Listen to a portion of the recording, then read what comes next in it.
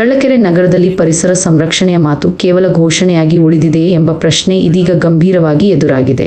ನಗರದ ಬೆಂಗಳೂರು ರಸ್ತೆಯ ಪಕ್ಕದಲ್ಲಿನ ಬೃಹತ್ ಮರಗಳ ಮಾರಣಹೋಮ ನಿರಂತರವಾಗಿ ನಡೆಯುತ್ತಿರುವುದು ಪರಿಸರ ಪ್ರೇಮಿಗಳಲ್ಲಿ ತೀವ್ರ ಆಕ್ರೋಶವನ್ನು ಹುಟ್ಟುಹಾಕಿದೆ. ನೂರಾರು ವರ್ಷಗಳ ಇತಿಹಾಸ ಹೊಂದಿರುವ ರಸ್ತೆ ಬದಿಯ ತಾಪಮಾನವನ್ನು ನಿಯಂತ್ರಿಸಿ ಜನರಿಗೆ ನೆರಳಾಗಿದ್ದ ಈ ದೊಡ್ಡ ಮರಗಳನ್ನು ಯಾವುದೇ ಮುನ್ನೋಟ, ಸಾರ್ವಜನಿಕ ಮಾಹಿತಿ ಅಥವಾ ಪರ್ಯಾಯ ಕ್ರಮಗಳಿಲ್ಲದೆ ಕಡಿದು ಹಾಕಲಾಗುತ್ತಿದೆ ಎಂಬ ಆರೋಪಗಳು ಕೇಳಿಬರುತ್ತಿವೆ.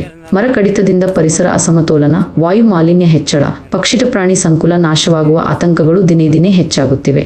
ಸ್ಥಳೀಯ ಪರಿಸರ ಕಾರ್ಯಕರ್ತರು ಮತ್ತು ನಾಗರಿಕರು ಅಭಿವೃದ್ಧಿಯ ಹೆಸರಿನಲ್ಲಿ ಪ್ರಕೃತಿಯನ್ನು ಬಲಿ ಕೊಡಲಾಗುತ್ತಿದೆ, ನಿಯಮಾನುಸಾರ ಅನುಮತಿ ಪಡೆದಿದೆಯೇ, ಎಷ್ಟು ಮರಗಳಿಗೆ ಕತ್ತರಿ ಬಿದ್ದಿದೆ ಎಂದು ಪ್ರಶ್ನಿಸುತ್ತಿದ್ದಾರೆ.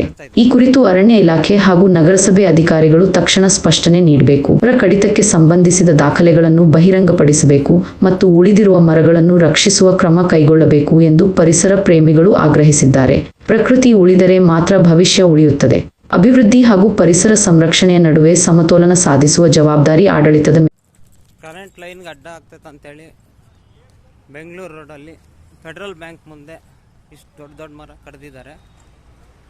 ಯಾರೂ ಪರ್ಮಿಷನ್ ತಗೊಂಡಿಲ್ಲ, ಅನಾವಶ್ಯಕವಾಗಿ ಮರ ಕಡಿದಿದ್ದಾರೆ. ಯಾರು ಹೇಳೋರಿಲ್ಲ ಕೇಳೋರಿಲ್ಲ. ಇಷ್ಟೆಲ್ಲ ಅವೇರ್ನೆಸ್ ಮೂಡಿಸಿದ್ರು, ಇಷ್ಟೆಲ್ಲ ನಾವು KBRಗೆ ಎಚ್ಚರ ಕೊಟ್ಟರು ಮತ್ತೆ ಮತ್ತೆ ಮರಗಳು ಕಡಿತಾನೇ ಇದ್ದಾರೆ. ನೋಡಿರಿ, ಇಟಾಚಿ ಭವನದಲ್ಲಿ ಮರ ಕಡಿತಾ ಇದ್ದಾರೆ. KBR ಮೇಲೆ ಕೇಳಿದರೆ ಮುನ್ಸಿಪಾಲ್ಟಿ ಮೇಲೆ ಹೇಳ್ತಾರೆ, ಮುನ್ಸಿಪಾಲ್ಟಿ ಕೇಳಿದರೆ ಅಂಗಡಿ ಓನರ್ ಮೇಲೆ ಹೇಳ್ತಾರೆ.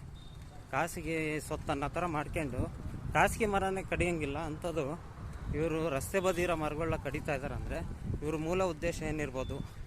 ದಯವಿಟ್ಟು ಎಲ್ಲರೂ ಇದಕ್ಕೆ ಪೊಲೀಸ್ ಕಂಪ್ಲೇಂಟ್ ಮಾಡಿರಿ. ಈ ಗಾಡಿ ಸೀಜ್ ಮಾಡೋಕ್ಕೆ ಹೇಳ್ತಾ ಇದ್ವಿ.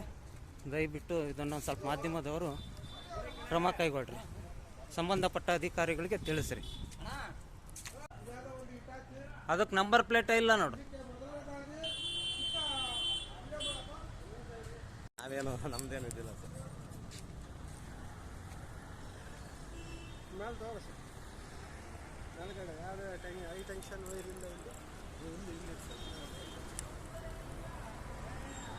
ಅಲ್ಲ, ಅದಕ್ಕೆ ಸಂಬಂಧನೇ ಇಲ್ಲ.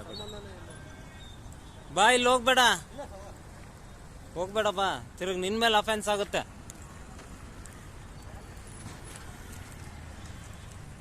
ತನಿಖಾ ಏಜೆನ್ಸಿ ಮುಂದೆ ಏನು ಅವ್ರಿಗೆ ಅಡ್ಡ ಆಗುತ್ತಂತ ಕಟ್ಸಿದಾರ ಗೊತ್ತಿಲ್ಲ.